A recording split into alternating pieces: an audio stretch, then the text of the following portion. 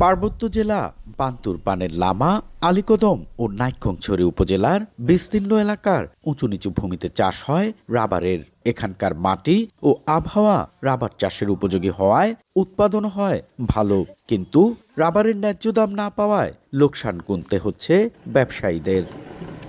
সংশ্লিষ্টরা বলছেন, প্রতি কেজি রাবারের নির্ধারিত মূল্য 288 টাকা হলেও বাজারে মিলছে 150 থেকে 160 টাকা।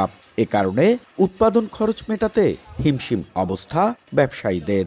তাই দিন দিন রাবার চাষে আগ্রহ হারাচ্ছেন বাগান মালিকরা। এতে বেকার হওয়ার আশঙ্কা 50,000-এর বেশি রাবার শ্রমিকের।